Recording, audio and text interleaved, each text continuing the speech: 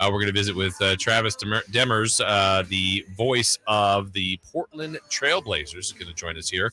They had quite a journey yesterday. The journey hasn't ended yet. Yes. Well, let's get to Travis right now because he will be able to enlighten us about that journey as they are still scheduled to make their way to Sacramento today. But let's get joined by the voice of the Portland Trailblazers, Travis Demers, joining us. Travis, Jason Ross, Jay Mars, tell us first off about last night. What was that journey like for you and the Blazers? Man, it was crazy. We were supposed to take off at 3:00, and the weather here in Portland, it doesn't get like this very often. And when it does, the city doesn't handle it very well.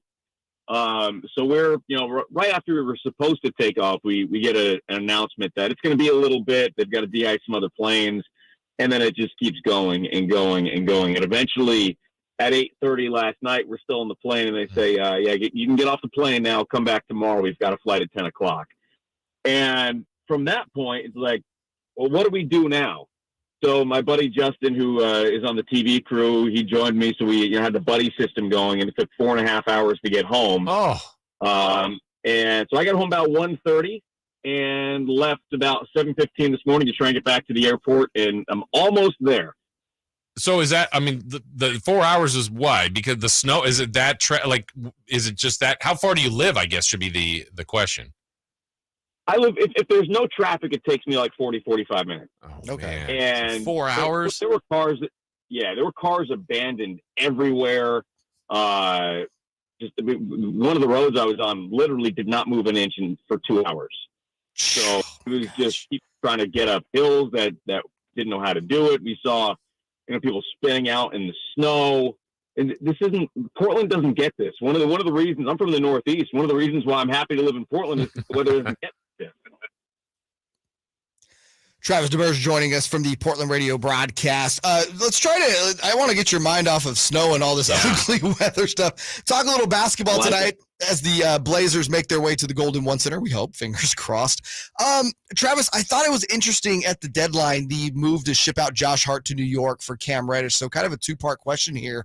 What was it about wanting to trade Josh Hart, and what did the Blazers see in Cam Reddish? Because he's had some trouble cracking rotations in the NBA.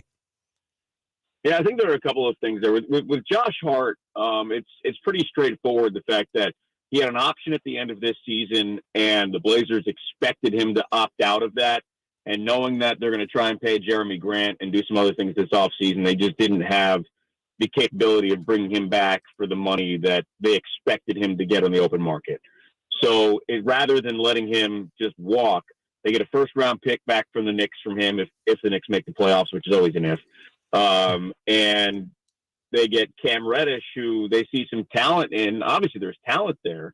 I talked to Chauncey Billups a little bit, and he was saying, how the situations he's been in have been in rough. Sometimes it's all about, a change of scenery and getting another opportunity. But he's also a restricted free agent after the season. So there's a very minimal commitment to him if it doesn't work out, and they get a first-round pick back out of it too. Travis, the other addition was Matisse Thybulle coming in. I know he came in first couple games, was really strong. How has he fit in so far in his short time with the Blazers? Well, his personality fit in immediately. I don't know how familiar you guys are with Matisse Thybulle. I wasn't terribly familiar with him. I watched him a little bit at Washington, but being in Philadelphia for a few years, I didn't really get to see much about him. His personality fits in very, very well with the team. They needed somebody who had length, who can play defense, who can move the ball a little bit, but really is a defensive specialist who every now and then can give you a little bit of offense. And the length is one of the biggest keys there. They thought they had that in Gary Payton II. That obviously didn't work out, and they got potentially a better, younger, cheaper version of him in Matisse Thybulle, and I think he fits in really well with this team. Travis, obviously a lot going on with the roster construction there. The big topic is always Dame Lillard in his 12th season in Portland. Again, Portland trying to vie for a playoff spot right now. Where is Dame at just within season right now, how he's feeling about this group, and long-term, where do you think Dame's head's going to be? Yeah, I think that the long-term is something that's going to be determined by what happens in the next year between now and the next deadline. I think he is very comfortable with where the team is right now. because, let's face it, this is not a championship roster right now. The team knows it, the players know it, but they put themselves in a position to, have a number of assets between draft picks and contracts and things like that to, be able to have some maneuverability in the off season. And none of this happens without talking to Damian Lillard about it. None of these moves happen without that. In the big picture, I don't know what happens if, they hit the trade market this summer. That's how it's going to have to be a trade. It's not going to be free agency or anything like that. If they hit the trade market and they come up empty, or they, don't dramatically improve, is Dame going to change his mind about things? I don't know the answer to that. He's maintained his loyalty. He continues to say the same things over and over again, no matter how many people try and speak for him. And it's great. He's a wonderful guy. He's a perfect guy for Portland. And we all hope that he ends his career with the Trailblazers. But at the same time, he hasn't had another all-star next to him since LaMarcus Aldridge. And they've got to go out and try and put another big piece next to him. And that's the plan. Travis, what happened from, Kings faced you guys game one. That was forever ago, but I think you guys were 4-0, maybe even 10-4 to now, fighting to get into that top 10. What's been the biggest difference from maybe the first quarter of the season to where the Blazers are now? It's defense. There's no question. This team is a top 10 defense in the first 15 games of the year, and over the last 15, it's been the worst defense in the NBA. There were plenty of injuries. Justice Winslow hasn't played since December. He was a big part of the defense. Yusuf Nurkic has been in and out of the lineup for the last month or so. And they've just kind of struggled at times with man-to-man defense. They've been a much better zone defense team. Problem is, you play zone defense too long, and coaches are going to adjust to that, and they'll pick it apart. So the man defense is where things have really struggled, and that's why getting some more length and another on-ball defender and Matisse Thybulle helps out. But the length that this team had, with Josh Hart starting at 3, he's a small 3. There just wasn't enough length with the backcourt being a place of defensive struggle. There just wasn't enough length around the roster, and teams were figuring out how to exploit what they were good at early in the year. So defense is where this team needs to dramatically improve. The offense has been incredible over the last month.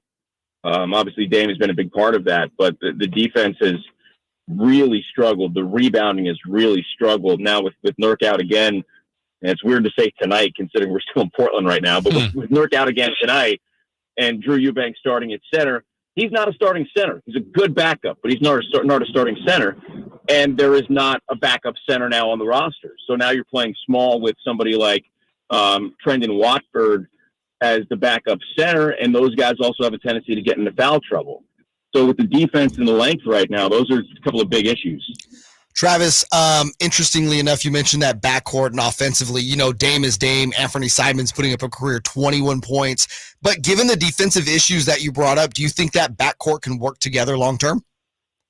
I do think they can, and this was something that we talked a lot about in Portland when it was Dame and CJ together. Can you have two undersized guards who are not plus defenders and have success? And I think you can, but you have to surround them with the right wings. You have to surround them with defensive-minded small forward, power forward, and a center who can protect the rim. And one of the things that was a struggle for Nurk over the last couple of years is that he was getting exposed because he didn't get any help.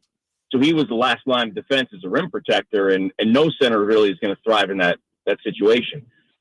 Jeremy Grant has been a good defender, but they need to find somebody who has length that can consistently start at the 3.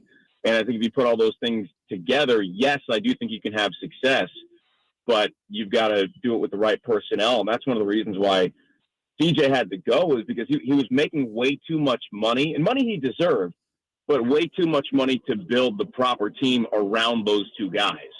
So now Anthony Simons is on a much more team-friendly contract than CJ was, and with the first-round picks that they're going to have, the hope is that they can make some moves to add some length and defensive versatility. How has Travis? How has Shaedon Sharpe developed here in his during his rookie season?